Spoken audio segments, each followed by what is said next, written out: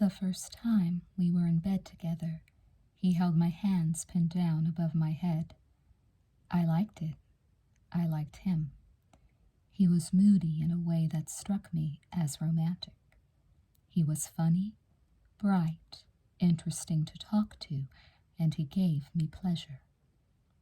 The second time, he picked my scarf up off the floor where I had dropped it while getting undressed, smiled, and said, "Would you let me blindfold you?" No one had blindfolded me in bed before, and I liked it. I liked him even better than the first night, and later couldn't stop smiling while brushing my teeth. I had found an extraordinarily skillful lover. The third time he repeatedly brought me within a hair's breadth of coming. When I was beside myself yet again, and he stopped once more, I heard my voice, disembodied above the bed, pleading with him to continue. He obliged. I was beginning to fall in love. The fourth time, when I was aroused enough to be fairly oblivious, he used the same scarf to tie my wrists together. That morning, he had sent 13 roses to my office. It's Sunday, toward the end of May. I'm spending the afternoon with a friend of mine who left the company I work for over a year ago.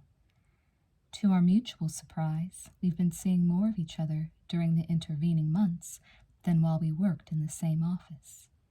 She lives downtown, and there is a street fair in her neighborhood. We've been walking and stopping and talking and eating, and she has bought a battered and very pretty silver pillbox at one of the stalls selling old clothes, old books, odds and ends labeled antique, and massive paintings of mournful women, acrylics encrusted at the corners of pink mouths.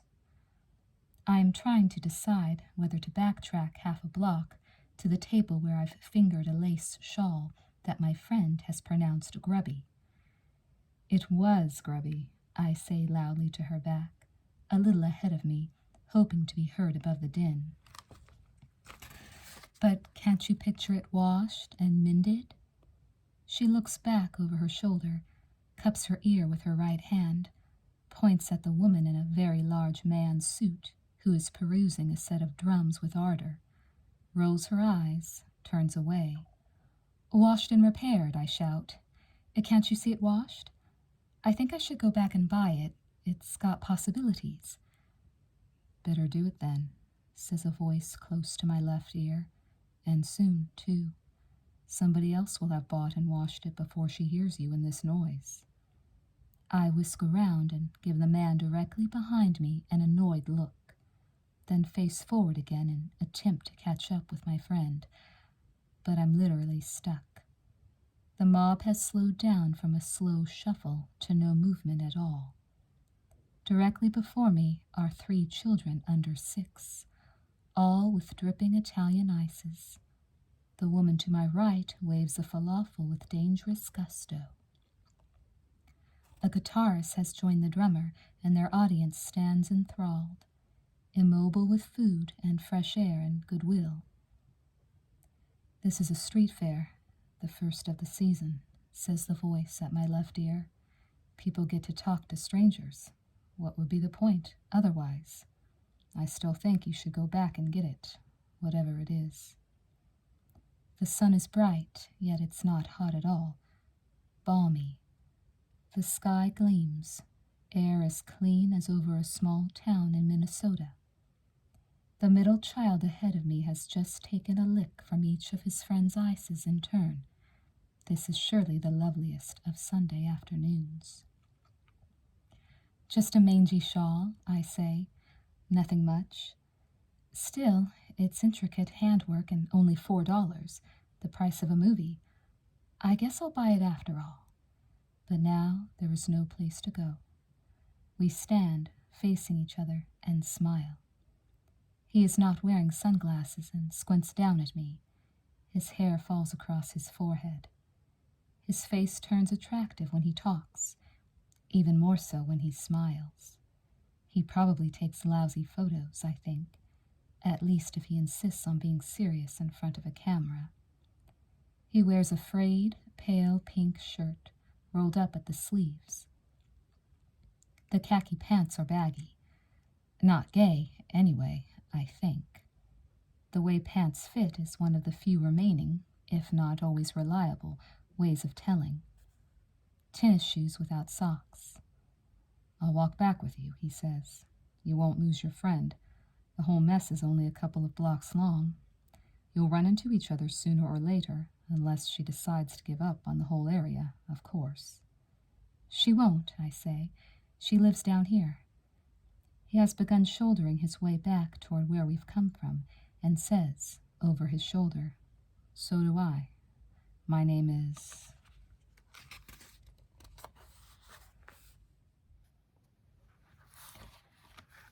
Now it's Thursday. We ate out Sunday and Monday, at my apartment on Tuesday. Zabar's cold cuts at a party given by a colleague of mine on Wednesday. Tonight he is cooking dinner at his apartment. We are in the kitchen, talking while he makes a salad.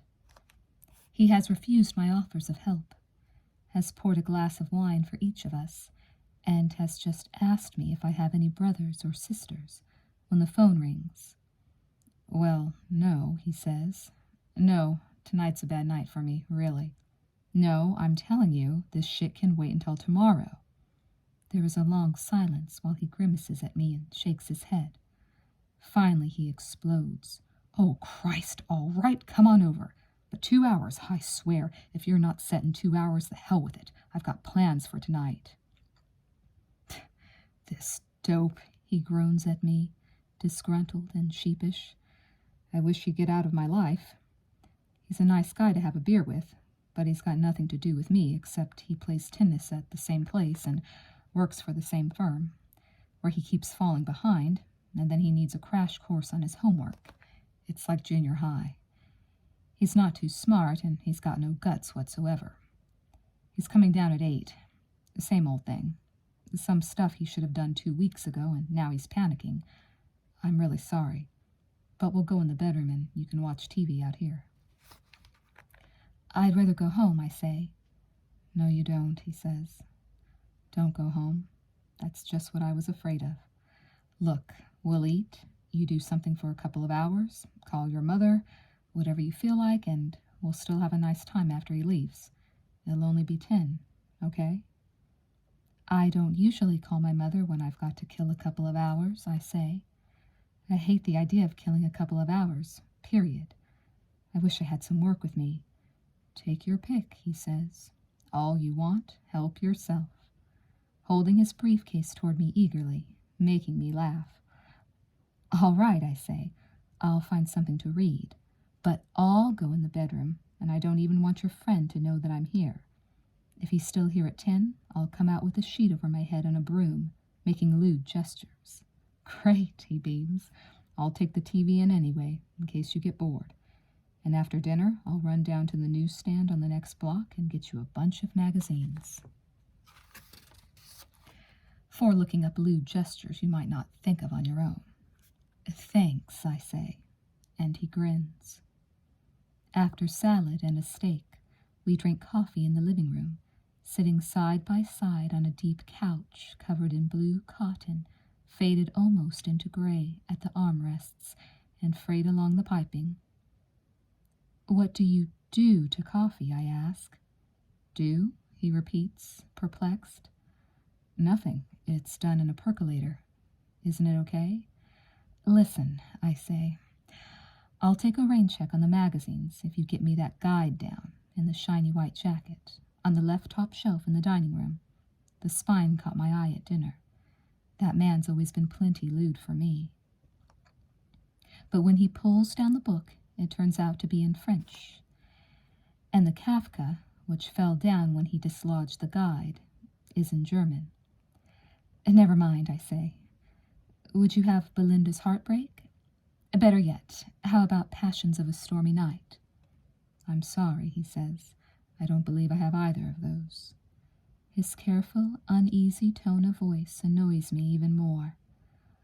War and Peace, then, I say spitefully, in that rare, exquisite Japanese translation. He lays down the 2 books he has been holding and puts his arm around me. Sweetheart, and, I say, in a voice as petty and unpleasant as I feel, it's a little premature calling me sweetheart, isn't it? We've known each other for all of 96 hours. He draws me toward him and hugs me tightly. Look, I can't tell you how sorry I am. This is a makeshift, a half-assed... I'll just call it off. As soon as he turns toward the telephone, I feel ridiculous. I clear my throat, swallow loudly, and say, Forget it. It'll take me 2 hours just to read the paper, and if you'll give me some stationery, I'll write a letter I've owed for months. It'll be a boost to my conscience. I'll need a pen, too. He grins, relieved, walks over to a large oak desk at the other end of the living room, comes back with half an inch of fine, cream-colored paper, hands me the fountain pen from the inside pocket of his suit jacket, and lugs the TV into the bedroom. I really hope you don't mind too much, he says. This won't happen again. I cannot guess how thoroughly he will keep his promise. By the time the intercom buzzes, I'm settled on his bed, leaning into one of the pillows I've propped against the wall, my knees drawn up, his thick pen solid and comfortable in my hand. I hear 2 men greet each other, but once they begin talking steadily, I can rarely make out separate words. I write the letter. Met this man a few days ago. Nice start. Very different from Jerry, who's more than happy with Harriet these days. You remember her. Take a cursory glance at the Times. Look at my horoscope in the Post. Theories are easily expounded, discounted because everyone knows what they are. Keep early hours clear for urgent purchases. Just once in my life, I think, I'd like to understand my horoscope. I stretch out my legs, scrunch down on the pillow. During the hours I've spent with him here, I've paid little attention to my surroundings. Now I find there's not much to look at. It is a large, high-ceilinged room, the floor covered with the same gray carpet as the hallway and the living room. The walls are white, completely bare. The platform bed with its thin foam pallet is king-size and appears small. The sheets are white, fresh, I notice, as they were on Monday. How often does this man change his sheets? The blanket pale gray. There is no bedspread. The 2 tall windows in the wall to the left of the bed are covered with bamboo shades, painted white. On one side of the bed stands the chair now holding the TV set. An end table of the same wood as the platform flanks it on the other side. The lamp on this table has a white shade, a round white and blue base, the kind made from a Chinese face, and a 75-watt bulb. I'm glad for the graceful lamp base, but I think, wherever else he may do it, this man clearly does not read his original language books in bed. Why would anyone want to miss out on one of the most satisfying pleasures available? All he'd need is a better bulb, a few more pillows, and a reading lamp. I wonder what he thought of my bedroom. Less than half the size of this one, painted by myself and 2 women friends in an elusive pale peach, the precise shade of which I agonized over for close to 3 months. It had been worth it. I wonder what he thought of the flowered comforter, the matching curtains and sheets and pillowcases, the 3 tattered Greek throw rugs, the trinkets from each of my trips crowding the surface of the chest, the makeup table, the bookshelves, the piles of junk mail and magazines and paperbacks heaped on the floor on either side of the bed, the 3 empty coffee mugs, the overflowing ashtrays, the Chinese takeout container, empty but with a fork still stuck in it, the laundry stuffed into a pillowcase leaning in a corner, the newsprint photos of Al Pacino and Jack Nicholson stuck in the frame of the mirror above the table, along with a Polaroid of my broadly smiling parents and one of myself with a 4-year-old cousin in Coney Island, and a postcard of Norwegian fjords sent by a friend, and one of the Sicilian chapel I'd fallen in love with 2 years ago, and the framed New Yorker covers on the wall,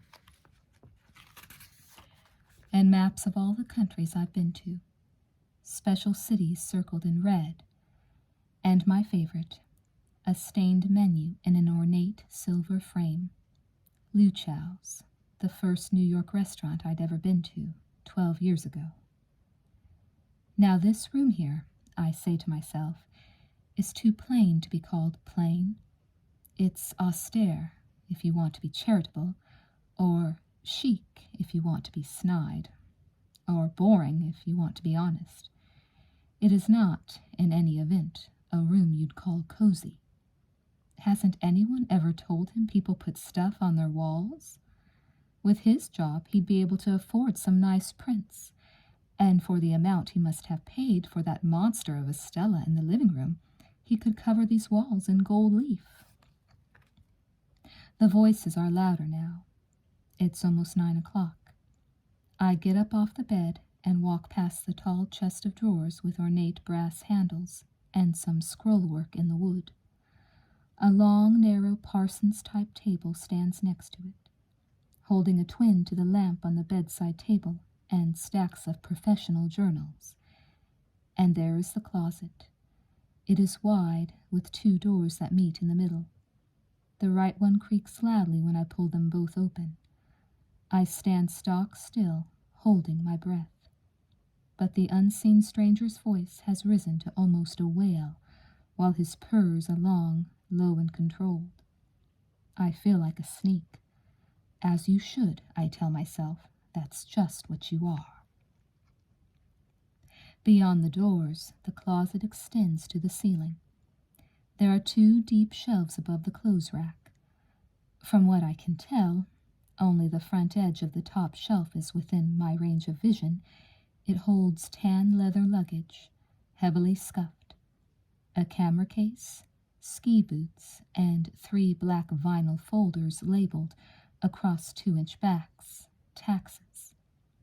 The shelf below houses 5 heavy crew-neck sweaters, 2 dark blue, 1 black, 1 off-white, 1 maroon, and 4 stacks of shirts, every one either light blue, pale pink, or white.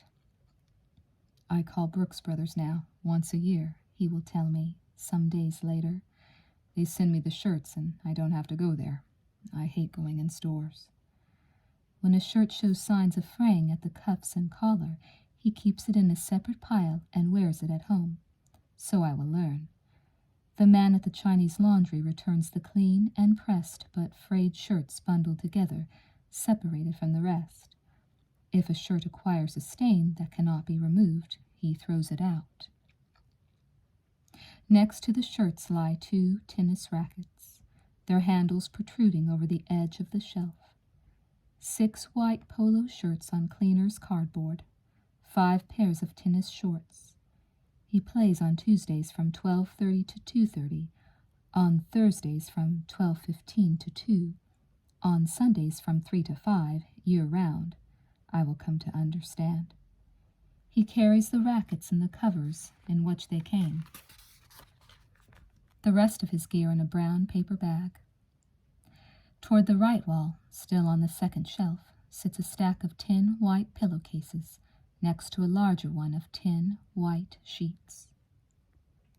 Not counting the one he is presently wearing in the next room, and possibly others out to be cleaned, he owns 9 suits. 3, dark gray, dark blue with pinstripes, gray tweed, all with vests, all cut identically, are brand new.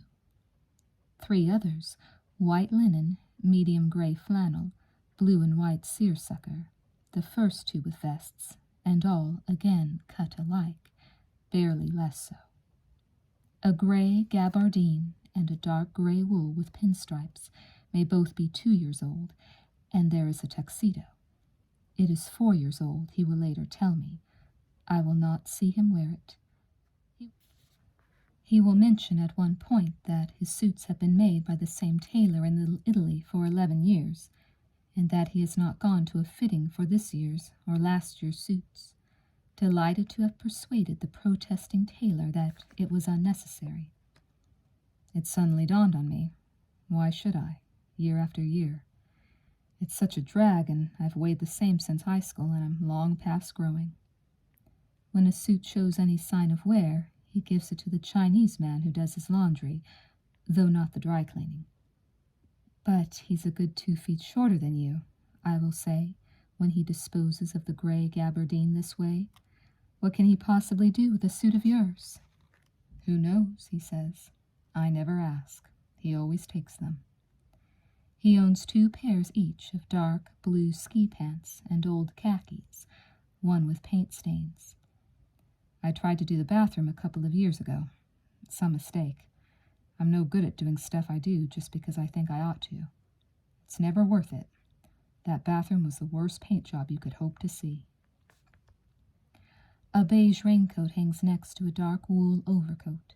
A down-filled ski jacket takes up a foot in width at the very end of the rack. A furled black umbrella leans in the far corner. Wedged diagonally across the back wall is a set of skis and poles. Suspended from a brass rod on the inside of the left door hang a dozen ties so similar that they seem like an expanse of one piece of fabric when I squint. Most are dark gray or dark blue with small geometric patterns in maroon. 2 are dark blue with small white dots. The most adventurous is gray, discreetly patterned in white and maroon. I don't like variety in clothes, he will say. My own clothes, I mean. I like to know that I'll look pretty much the same, day after day. Lined up on the floor are 3 pairs of sneakers, 4 pairs of identical black wingtip shoes, 1 pair of plain, oxblood-colored loafers. I shut the doors and tiptoe to the bureau, against the wall that divides the bedroom from the living room. It has 6 drawers, 3 shallow, 2 medium, the bottom one deep. I begin at the top. A stack of white, initialed handkerchiefs, a wristwatch without a watch band, an old pocket watch, a black silk bow tie folded once, and, lying in the upturned lid of what might have been a jelly jar, 1 set of plain gold cufflinks, 1 narrow gold tie clasp, and 1 made of dark blue enamel with a thin gold line running its length down the middle. Somebody gave that to him, I think. This is clearly a gift, a nice one, too. Next drawer, 2 pairs of black leather gloves, 1 lined, 1 not, a tan pair unlined, large, puffy ski mittens, a cummerbund. Third, navy swimming trunks, a jockstrap, 1 pair of pajamas, navy with white piping, still in the manufacturer's plastic wrapping. Another gift? No, the price tag's still on it. The next drawer, first of the medium-sized ones, holds white jockey shorts, easily a couple of dozen. 14 pairs of white wool socks and a boiled front shirt in cellophane are housed below. The largest drawer sticks, and I have to tug at it repeatedly. When I finally edged it open, I stare in amazement. Jammed to overflowing, the drawer bulges with what seems to be 1,000 identical long black socks. I think, this man owns more socks than all the men I've ever known combined. What is he scared of?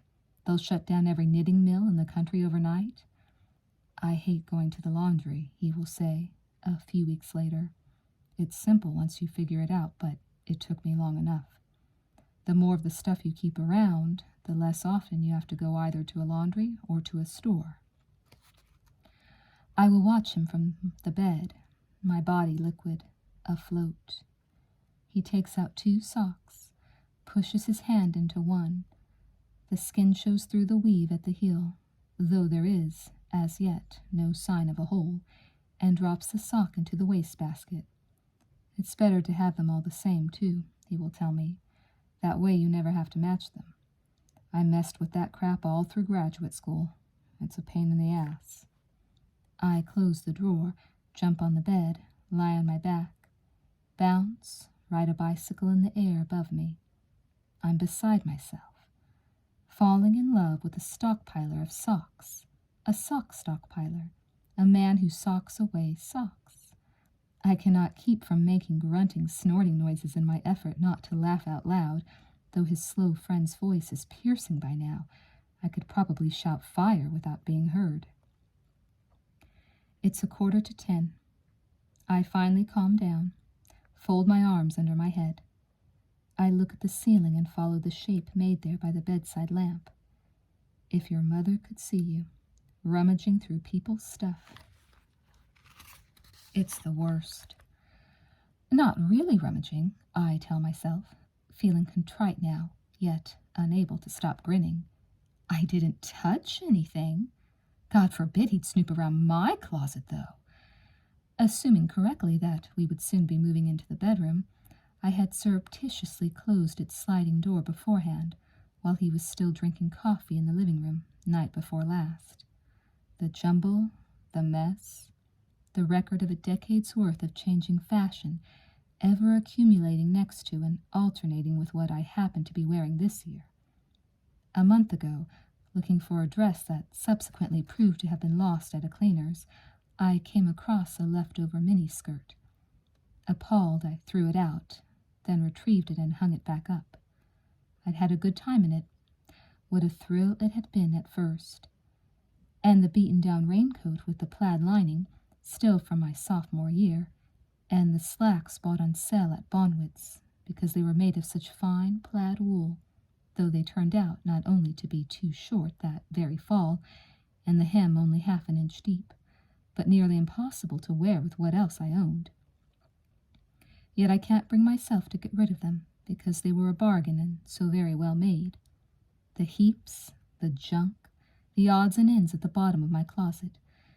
Pointed-toe sling-back shoes that may do, in a pinch, under a long skirt. The ungainly rubber rain hat I wear once a year when it's pouring out and I need to get cigarettes.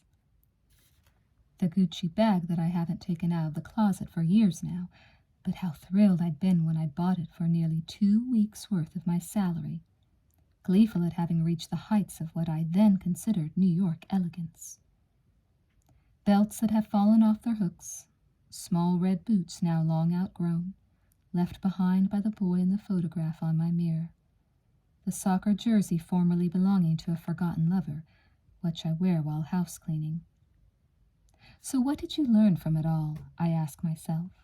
What does it add up to besides your being a snoop? Well, he's neat, I tell myself. Plays tennis, skis, swims, doesn't know the meaning of the word laundromat. Are 10 white, 8 pink, and 11 blue shirts normal for a man of his age and profession? I have no idea. Though it's my age, too, I remind myself, more or less, and when do I ever own that many of anything? One thing I do know. I've never been with a man who has such a limited idea of the spectrum. Nothing purple, fuchsia, turquoise, orange. All right, but nothing brown, nothing green, nothing yellow, nothing red. Those tiny maroon things in the ties don't count. Everything's a blue or gray or white or black, except for those pink shirts, of course. This is an unusual man you're getting mixed up with, I tell myself. Never mind the clothes he's got. What about the clothes he hasn't got? I make a list on a thick sheet of stationery. His pen gives my usually small, narrow-spaced handwriting a slant and breadth I'm not accustomed to. No bathrobe, I write. So what? 1 pair of pajamas kept under wraps? Maybe to have on hand in case he has to go to a hospital in a hurry, bought in the spirit in which mothers tell one not to rely on safety pins and underwear. No scarf, no hat, probably immune to head colds. But why does this man not own any jeans? Do I know anyone who doesn't have at least one pair, even if no longer worn, just one last pair left over from the 60s? And no turtlenecks, no leather jacket, no blazer, not a single solitary measly little t-shirt. Where are the corduroy pants I'm used to on men? Where are the sandals? Where are the sport jackets, the plaid flannel shirts? I study my list. It's okay, his cheerful voice in the other room raised now. Never mind. I was glad to do it. Glad we're done too. See you tomorrow. Relax. You've got nothing to worry about. I swing my legs off the bed, sit up straight, fold the piece of paper along a sharp crease, stuff it into my handbag, which sits on the floor next to the bed. The front door slams. He's at the bedroom doorway, smiling. Over. Done. He's gone. Time to celebrate, sweetheart. You couldn't have been nicer about this mess. Time to drink a little wine. Just before midnight, we are lying on his bed. It turns out we drank no wine at all to begin with, but made love instead, hastily and with most of our clothes on. We've taken a shower together, and I've told him it was my first in a decade, that I much prefer baths. Wrapped in towels, we ate 3 large pieces of blueberry pie, left over from dinner, and finished a bottle of Chablis. I am lying on my back, looking up at the ceiling, my arms under my head. He is stretched out on his stomach. His right arm supports his head, while his left lies flat and lightly across my breasts. In the middle of the statistical tale he's requested from me, brothers and sisters and parents and grandparents, hometown, schools, jobs, I stop and close my eyes. Please, I think, inarticulate even in my own mind, unable to turn to him and make the first move. Please, he says into the silence, I want to show you something. He leaves the room, returns with his shaving mirror, slaps my face, sits down on the edge of the bed. My head has fallen on one side onto the pillow. He takes a fistful of my hair and pulls me back until I look at him. He holds the mirror up for me to see, and together we watch the symmetrical mark appear on my cheek. I stare at myself, mesmerized. I do not recognize this face. It is blank, a canvas there to display 4 smudges, red like war paint. He traces them gently. Next day, during a business lunch with a client, I lose my train of thought in mid-sentence when last night's mirror image floats onto the surface of my brain. Desire sweeps over me so intense it makes me nauseous. I push away my plate and hide my hands under the napkin. I want to cry when I think it's another 4 hours before I see him. So it went, a step at a time. And since we saw each other every night, since each increment of change was unspectacular in itself, since he made love very, very well, since I was soon crazy about him, not just physically, but especially so, it came about that I found myself, after the time span of a mere 2 weeks, in a setup that would be judged, by the people I know, as pathological. It never occurred to me to call it pathological.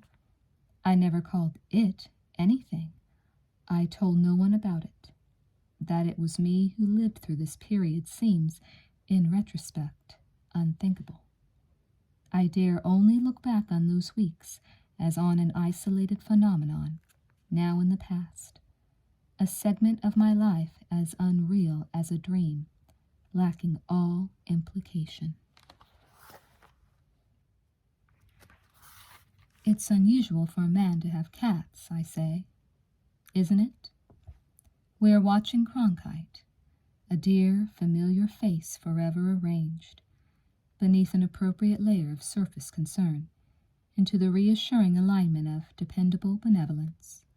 A faraway earthquake, the less faraway threat of yet another transit strike, Dow Jones up by 2 points. Are you kidding? He says wearily. Don't I know it? Dogs? That's a different story. But not one man I know who's not married, that is, owns even one cat, let alone more. I say. Cats are for kids and little old ladies, if you ask me, he continues, or farms or whatever. Well, I say.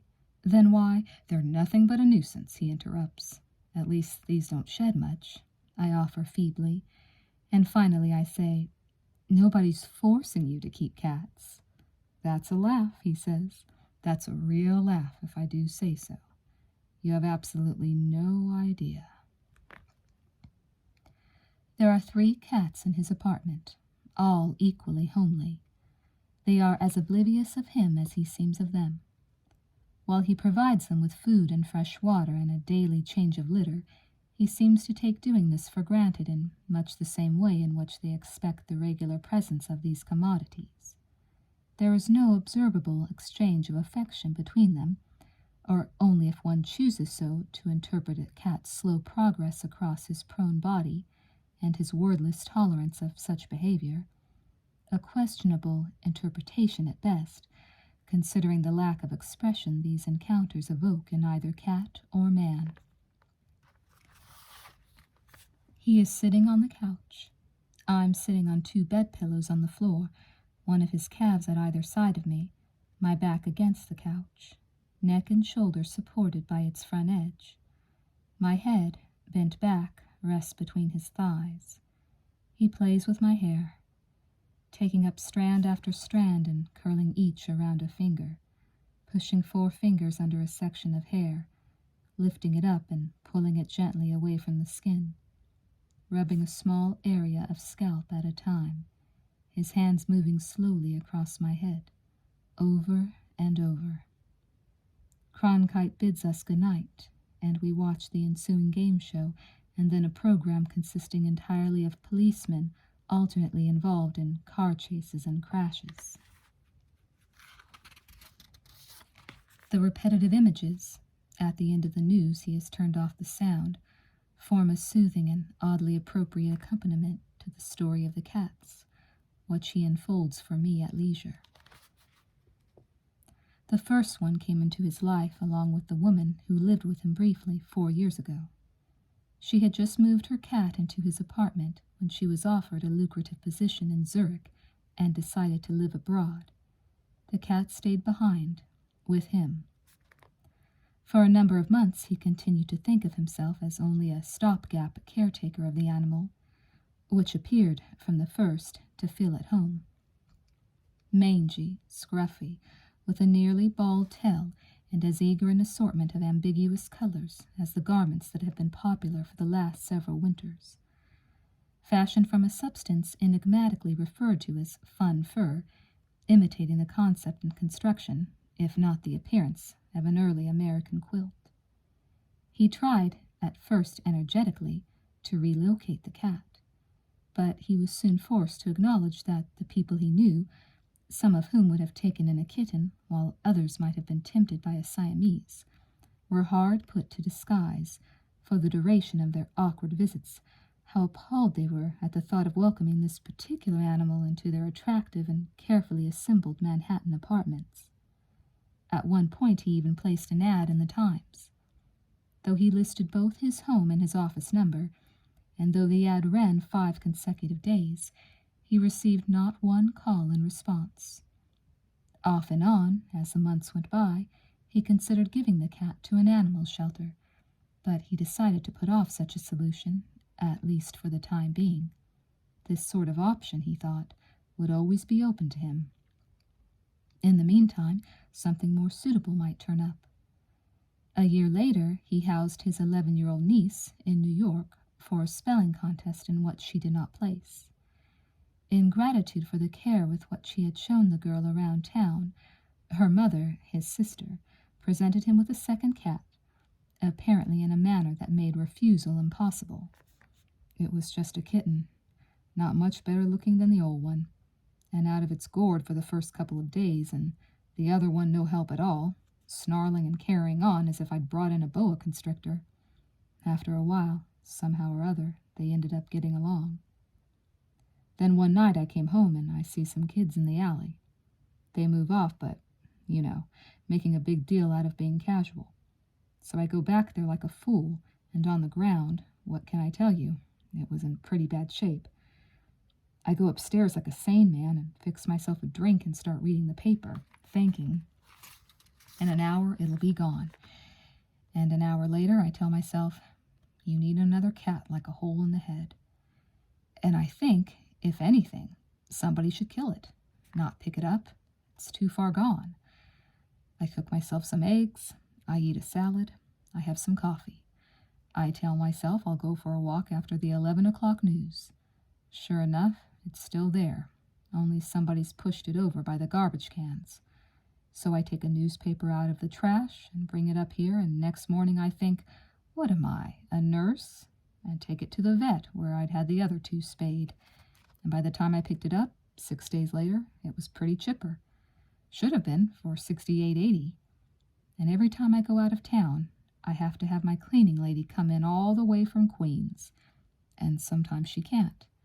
And not one of my friends has the sense to live around here, and I can't very well ask somebody who won't take money for it to come all the way down from Central Park West in the 80's, or from 65th and York, or from God-forsaken Brooklyn Heights. Even Andy, 30th and Park to here isn't exactly a 5-minute stroll. And the kid down the hall has to go away to Michigan State. Michigan State, Christ's sakes. That leaves him out. So now I keep rotating a couple of other neighbors, and I hate asking favors of people I'd just as soon never lay eyes on. They don't shed much, I say, for the second time this evening, and he says, big deal.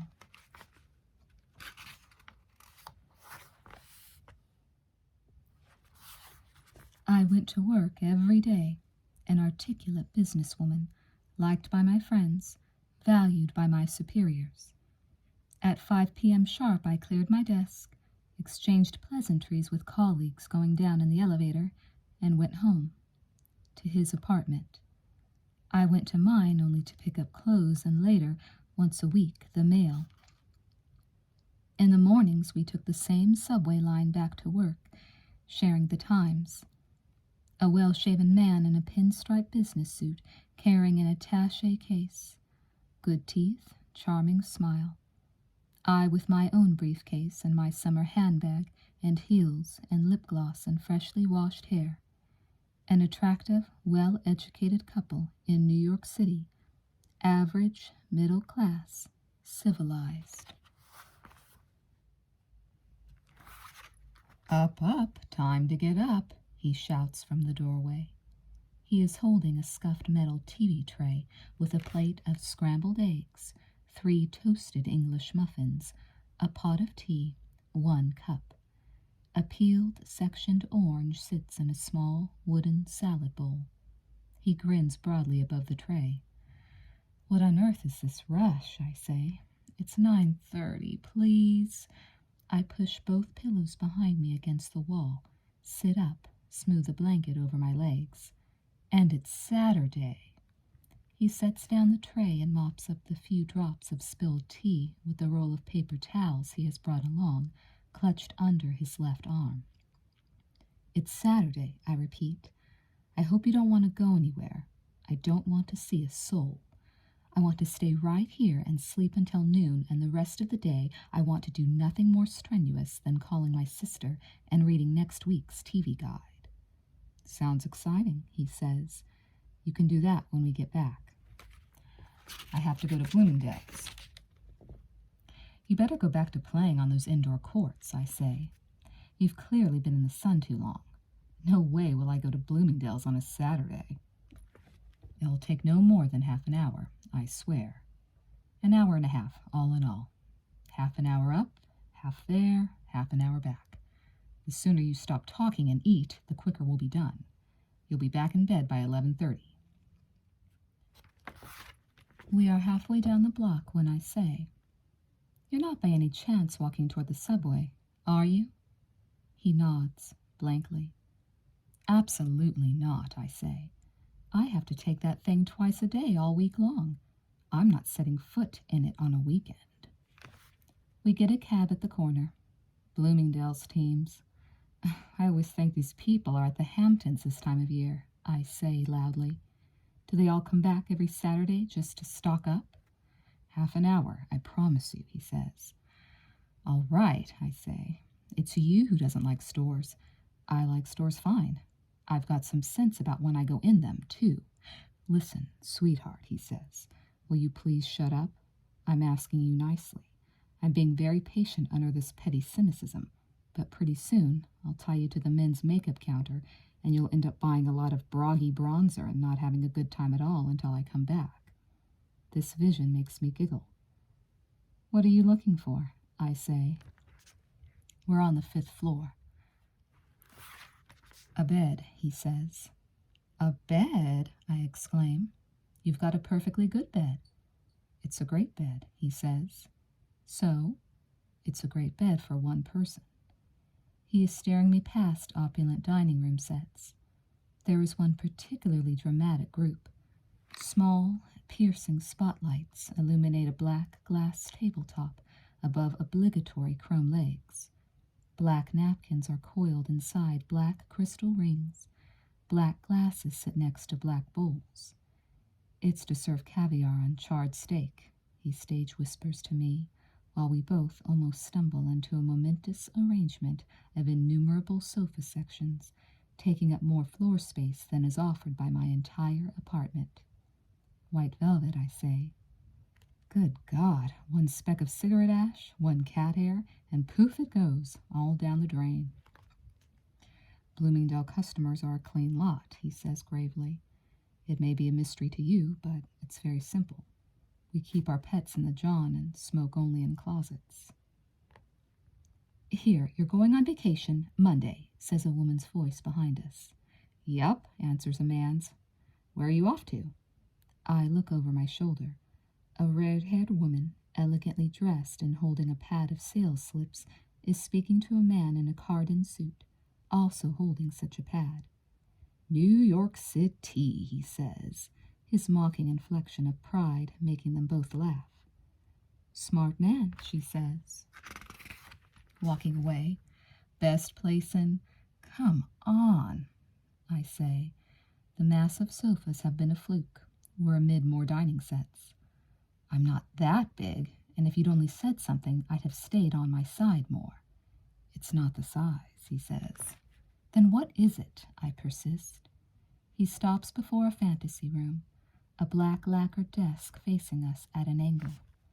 It supports, on its flawless and gleaming surface, one huge bottomed lamp, 6 ceramic jars in assorted sizes, a narrow vase holding 8 glorious tulips, a stack of oversized current photography books, a collection of artfully arranged foreign magazines, and an address book covered in finely patterned silk.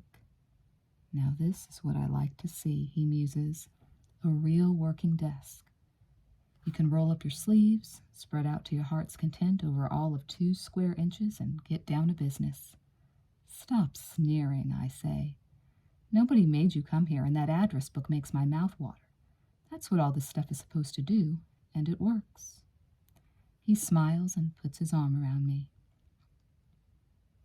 The bedrooms are next. The first one has a polished dark floor. The next is light parquet. A third is tiled in red.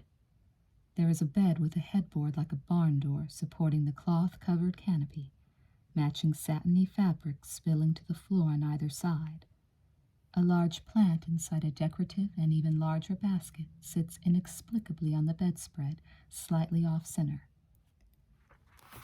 Another bed is staked out by 4 fat, spiral-turned posts. 6 small pillows, covered in various but harmonizing prints, stand in orderly fashion on end against the bed pillows that presumably reside beneath the lush bulge in the spread. That's what you need, I say. I need a lot of little toy pillows. About 4 great big fat ones. Those 2 stingy flat ones of yours are a pain. You can't ever really lean against them comfortably. What's to lean at in bed, he says. When you brought me breakfast this morning, just an example. Lots of times. It's great watching TV in bed or reading. I don't actually do that, he says slowly, making me laugh. We pass a combination steel brass bed, gray rods, big yellow bulbous things at the corners, An all-brass one is next. Massive, impossibly curly-cued at the same time. The most ornate bed I've ever seen. I stop before it.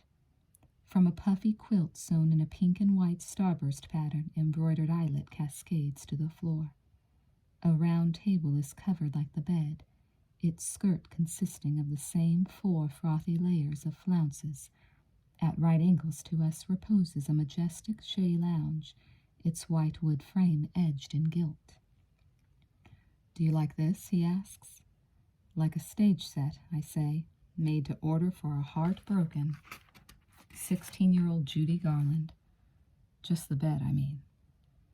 "It's nice enough in its garish way," I say. "The headboard and the footboard, they're like parts of a gate to some fairy tale grounds. All that's needed is some brass birds mixed in with the rest of the swirls and a monster head or two."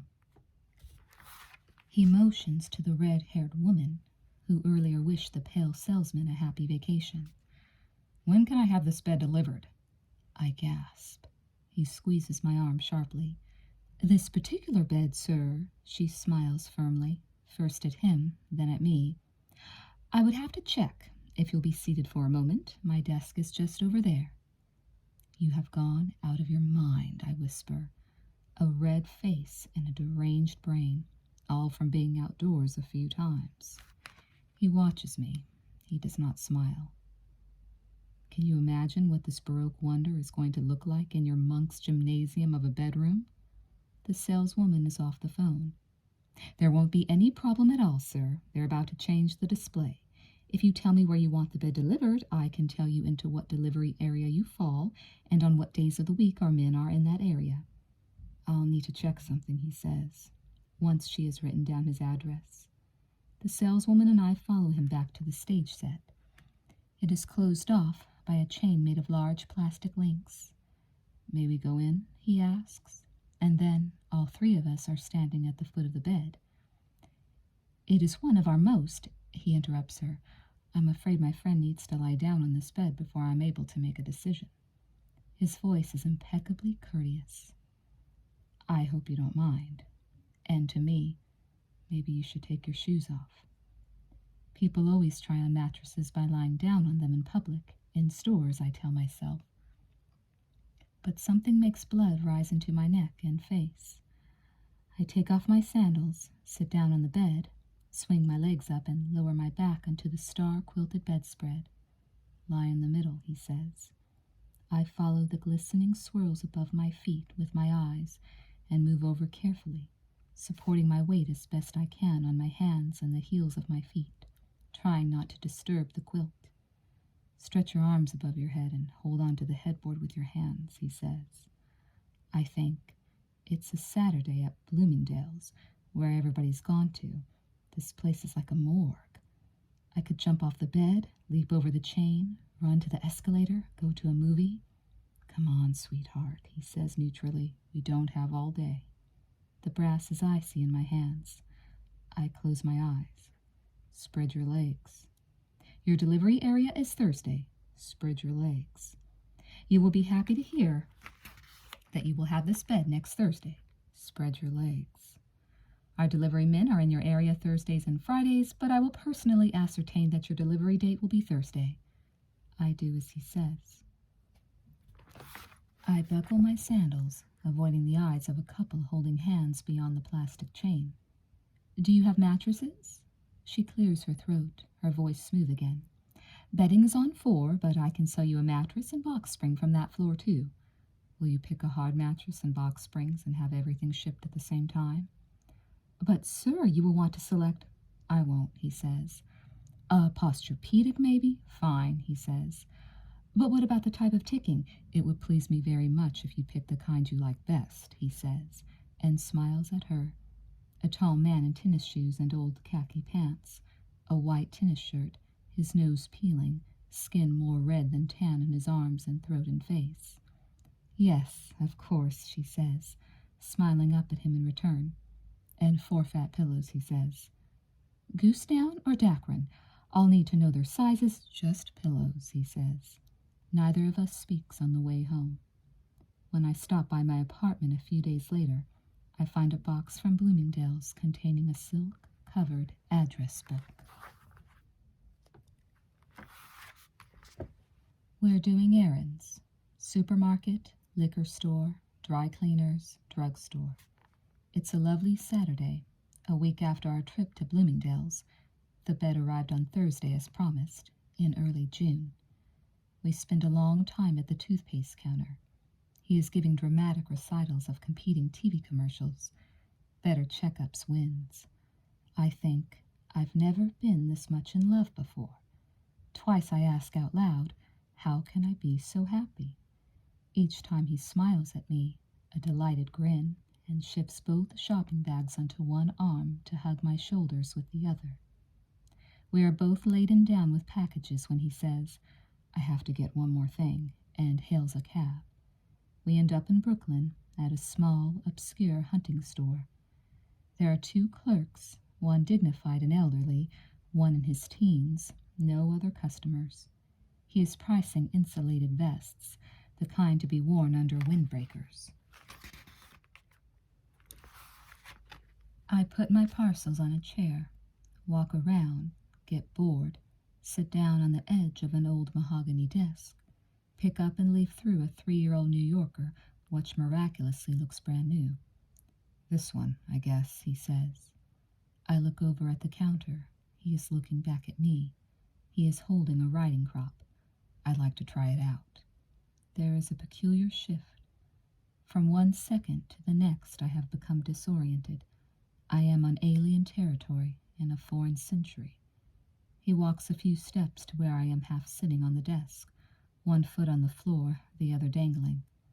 He pulls my skirt up over my left leg, which is resting on the desk, steps back, and strikes me across the inner thigh.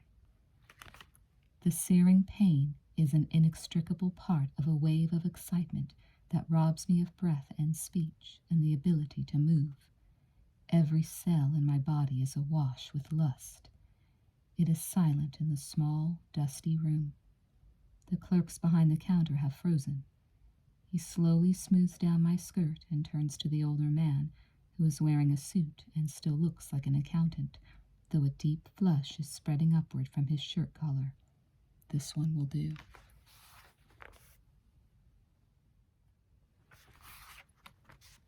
What he did. He fed me. He bought all food, cooked all meals, washed all dishes. He dressed me in the morning, undressed me at night, and took my laundry to the cleaners along with his. One evening, while taking off my shoes, he decided they needed resoling and took them to the shoemaker the next day. He read to me endlessly. Newspapers, magazines, murder mysteries, Catherine Mansfield short stories, and my own files when I brought them home to catch up on work. Every 3 days he washed my hair. He dried it with my hand dryer and was clumsy at it only the first 2 times. One day he bought an outrageously expensive Kent of London hairbrush and beat me with it that evening. Its bruises persisted beyond all others. But every night he used it to brush my hair. Neither before nor since has my hair been brushed so thoroughly, for such long periods at a time, so lovingly. It shone. He bought tampons for me and inserted and extricated them. When I was dumbfounded the first time, he said, I eat you while you're menstruating, and we both like that. There's no difference. He ran my bath every night, experimenting with different gels, crystals, and oils, taking an adolescent girl's delight in buying great varieties of bath products for me, while sticking steadfastly to a routine of showers, ivory soap, and Prel concentrate for himself. I never stopped to contemplate what his cleaning woman thought of the whip lying on the kitchen counter, of the handcuffs dangling from the dining room doorknob, of the snakes' heap of narrow, silvery chains coiled in the corner of the bedroom. I did idly wonder what she thought of this sudden proliferation of jars and bottles, 9 barely used shampoos crowding the medicine chest, 11 different bath salts lined up on the edge of the tub. Every night he took my makeup off. If I lived to be 100, I won't forget how it felt to sit in an armchair, my eyes closed, my head thrown back, while the gentle pressure of a cotton ball soaked in lotion moved across my forehead, over my cheeks, lingered at length on my eyelids.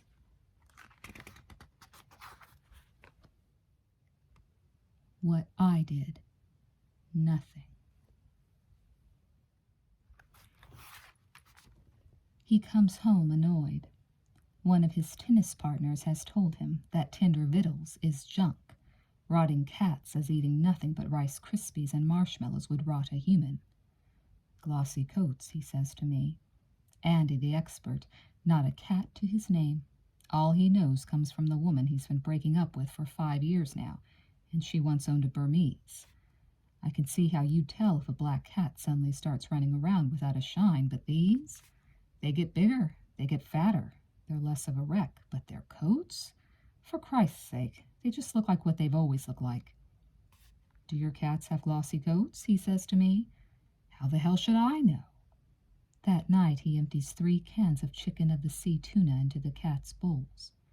Next morning, dressed for work, he prepares and sets out 3 combinations made of 5 beaten eggs, 1/3 poured over a fresh heap of tuna, one by itself in a bowl, a 1/3 part stirred into milk in yet another bowl. At 6:30 p.m., walking straight into the kitchen, he unwraps a pound of chopped beef and crumbles it onto a dinner plate. He owns few dishes and has run out of bowls. The cats have gone on a fast. Not one of them has so much as tried a mouthful of the new fare. None has deigned to sniff at the various dishes obstructing the kitchen floor, or not, at any rate, beyond the cursory attention even an empty cigarette pack commands from them. At 9 p.m. he goes back to the kitchen. I follow him. He points at the arrangement of 3 cat bowls, 3 salad bowls, and 1 white china plate with a worn gold rim around a border of pink and mauve sprigs of flowers, a cast-off formerly belonging to the aunt who has given him the heavy damask tablecloth he keeps forever on his dining-room table, the cloth that reminds me of some Salvation Army special. You see, he asks, by now they'd have eaten this stuff if it were good for them. If only they can lay their hands on it. Animals eat what their bodies need. They're not like people. That's what the fat guy at the market told me. And tearing open 1 liver, 1 seafood, and 1 chicken-flavored envelope of tender victuals, 3 cats purring in unison at the sound, he says under his breath, That's right, gang. The health food fad's over.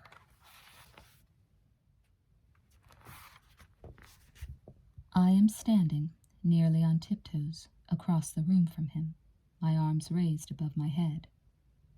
My hands are tied to the hook on the wall on which his 1 large painting hangs during the day.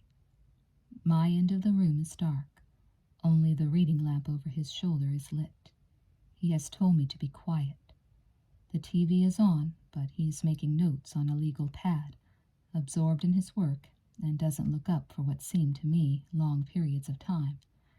My arms begin to ache, and then my entire body, and finally I say, Listen, I can't stand it, really. He gives me a quizzical look and goes into the bedroom, comes back with 2 handkerchiefs, and says in a polite, conversational tone of voice, I want you to shut the fuck up. He stuffs most of 1 handkerchief into my mouth and ties the second one tightly across it. I taste the bland flavor of sizing. 60 Minutes begins. I try to listen, stare at the back of the set, attempting to visualize each commercial in order to distract myself from the waves of pain rolling over me. I tell myself that surely my body must soon go numb, but my body does nothing of the sort. It just hurts. Then it hurts even more, and by the time 60 minutes is over, muffled sounds come through the handkerchief, which is lodged way back in my throat and holds my tongue down flat. He gets up and walks over toward me and turns on the floor lamp next to his desk, adjusting the shade so the light shines into my eyes. For the first time since I've known him, I begin to cry. He looks at me inquisitively, leaves the room, and comes back holding the bottle of bath oil he has bought me on the way home from work. He begins to rub oil into my neck and armpits. Everything in my brain is blocked out by the convulsive spasms in my muscles. He massages my breasts, and I'm fighting for air through my nose, which is flooded with tears. Now there is oil on my stomach, a slow, insistent, rhythmic, circular motion. I'm suddenly in terror, convinced I'm choking. I'm really going to choke. In another minute I'll be dead, when he spreads my legs, which stretches me even more. I scream. It is a muted sound, like a child's pretend foghorn, totally ineffectual from behind all that cloth. For the first time tonight he looks interested, fascinated even. His eyes are 3 inches from mine, and something is moving very lightly up and down alongside my clitoris.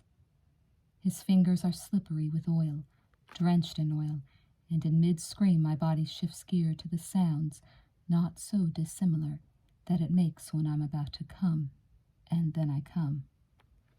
He unties me, fucks me standing up, puts me to bed, bathes my face with a washcloth dipped in cold water from a white Tupperware bowl. He rubs my wrists for a long time. Just before I fall asleep, he says, "You'll have to wear long sleeves tomorrow, sweetheart. What a nuisance. It's going to be a hot day."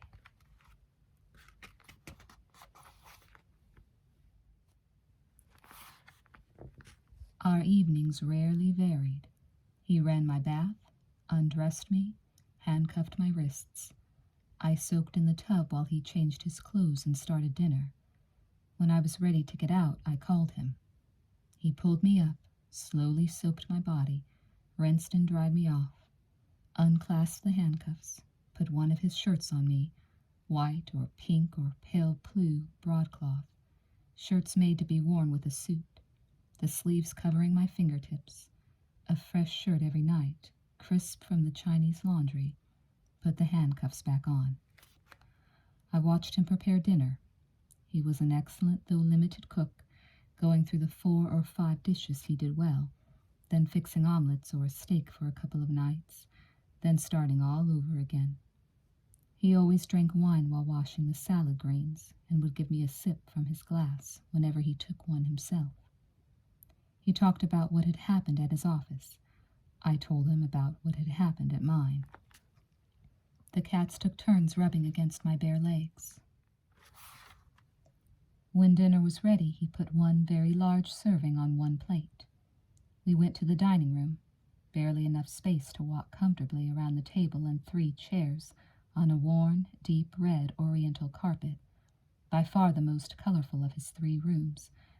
Where the rug left off, the bright and intricately patterned fabric made up of backs of books took over, flowing from floor to ceiling on 2 walls, leaving space only for a window and door on the other 2. He kept the table covered with that treasured damask tablecloth. I sat at his feet, tied to the table leg. He took a mouthful of fettuccine, then fed one to me, stabbed at a forkful of Boston lettuce, guided the next one to my mouth, wiped the salad oil off my lips and his in turn. A sip of wine, then the lower glass for me to drink from. Sometimes he tilted it too sharply so that the wine spilled over my lips and slid down the sides of my face onto my neck and chest. He would kneel before me and suck the wine off my nipples. Often, during dinner, he pushed my head between his thighs. We developed a game. He tried to see how long he could continue to eat calmly. I, how soon I could make him drop his fork and moan. When I once told him that I was becoming particularly fond of the taste of him, followed by vegetable curry, he laughed and said, "Jesus, I'm going to make enough tomorrow to last us all week." When we were finished, he would go to the kitchen to wash the dishes and make coffee. Abominable coffee, and never varied, which he carried into the living room on a tray. 1 pot of coffee, 1 cup, 1 saucer, 1 brandy glass. After we'd known each other for a month, confirmed coffee addict though I am, I finally switched to tea. Then he read to me, or we both read our separate books. My looking up was the signal for him to turn my page. Or we watched TV, or we worked. Above all, we talked, literally for hours, I had never talked this much with anyone. He learned my life history in minute detail. I became equally familiar with his. I would have recognized his college friends on sight, known from his boss's position in his chair what mood he was in. I adored his jokes and his very manner of telling them, in a slow, bored voice, a fiercely deadpan expression. His favorites were stories about my grandfather. My favorites were his tales about his 3 years in India. We never went out, saw friends only at noon. A few times he begged off invitations by phone, rolling his eyes at me while gravely explaining how swamped he was with work, while I giggled. Throughout most evenings I was tied to the couch or the coffee table, within touching distance of him.